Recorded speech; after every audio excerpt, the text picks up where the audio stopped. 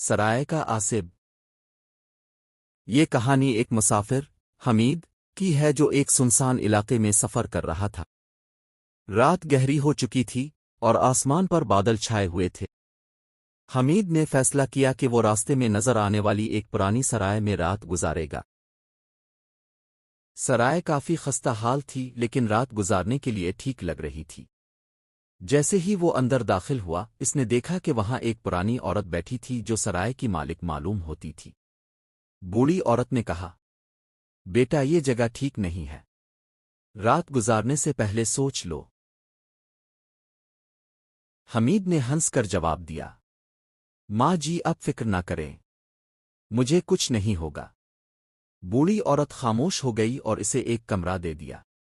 کمرہ نہایت تاریک تھا اور حمید کو وہاں عجیب سی بدبو محسوس ہوئی، مگر وہ تھکن سے بے حال تھا اس لیے بستر پر لیٹ گیا۔ آدھی رات کو حمید کی آنکھ ایک عجیب سی آواز سے کھلی۔ ایسا لگا جیسے کوئی کمرے کے اندر چل رہا ہو۔ اس نے ادھر ادھر دیکھا لیکن کچھ نظر نہیں آیا۔ وہ دوبارہ سونے کی کوشش کرنے لگا لیکن اسی وقت ایک تیز چیخ سنائی دی۔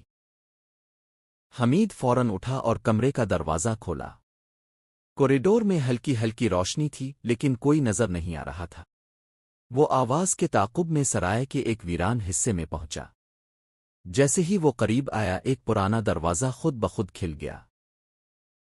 حمید اندر گیا تو وہاں ایک پرانی الماری رکھی ہوئی تھی۔ اچانک الماری کے دروازے خود بخود کھل گئے اور ایک سایہ نما مخلوق باہر نکلی۔ وہ مخلوق آہستہ آہستہ حمید کی طرف بڑھنے لگی۔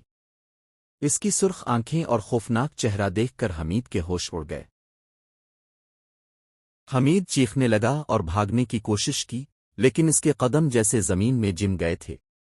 وہ مخلوق اس کے قریب آ کر ایک گھمبیر آواز میں بولی، یہ جگہ تمہارے لیے نہیں ہے، چلے جاؤ ورنہ تم بھی ہمیشہ کے لیے یہیں رہ جاؤ گے۔ حمید نے اپنی تمام طاقت جمع کی اور بھاگ کر سرائے سے باہر نکل آیا۔ جیسے ہی وہ باہر آیا سرائے غائب ہو چکی تھی اور وہ خود کو ایک ویران میدان میں کھڑا پایا۔ اگلے دن گاؤں پہنچ کر اس نے مقامی لوگوں کو اپنی کہانی سنائی۔ وہ لوگ بولے، وہ سرائے کئی سال پہلے جل چکی ہے اور جو بھی وہاں جاتا ہے کبھی واپس نہیں آتا۔ حمید کے جسم پر ایک سرد لہر دوڑ گئی۔ اس کے بعد وہ کبھی رات کو اکیلے سفر کرنے کی ہمت نہ کر سکا۔